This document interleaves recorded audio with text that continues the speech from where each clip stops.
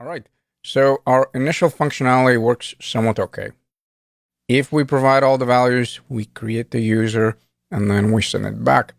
If there's an error, we send back 500. Now, first of all, let's understand where is this error coming from. And it is coming from the Mongoose. Why?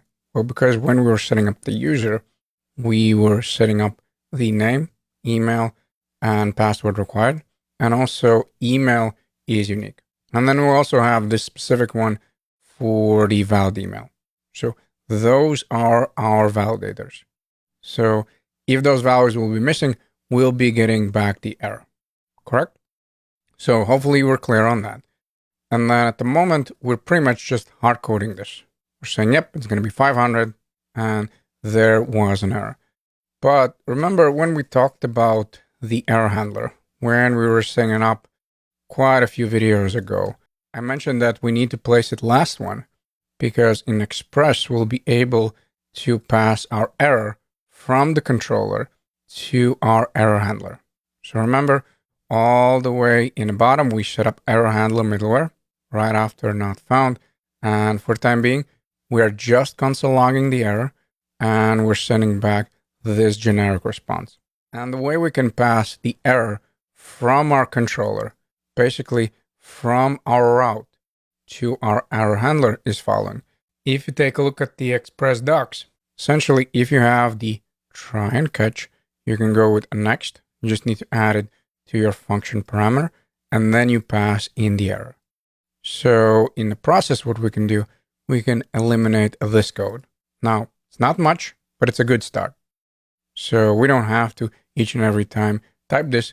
We can just say, hey, go with next, and then pass it to the error handler, and then we'll figure out what's happening. So let's try doing that. First of all, we need to set up the next parameter, which passes it on to a next middleware, which in our case will be our error handler. And then what we want to do is pass in the error. So we're going to go with next and then the error. And then since we're logging the error in the error handler middleware, we should see the error. And instead of sending back there was an error, I can also just take this error and send it back. So that way we can clearly see. Now, this is really up to you, but I'll right away go with error. If you want to just console log it first and then pass it on, it doesn't really matter. I'm just going to go with message is equal to an error. And now what's going to happen if I'm trying to create a user without, again, providing one of the values, check it out. Now we're getting back this massive error from the Mongoose. Now, in few videos, basically, we'll set it up that we're sending a more meaningful message because at the moment this is giant. The main idea of this video is for you to understand that if you have errors in the controllers, the way we handle that, we go with next. Now, in the next video, we'll implement a package that takes care of our try and catches. So the setup is going to be a little bit different. But if you are using this try and catch approach, instead of hard coding those errors for pretty much each and every controller, what you can do is add this next and then set up the error handler, of course. That's a must. And then go with next and then pass in the error.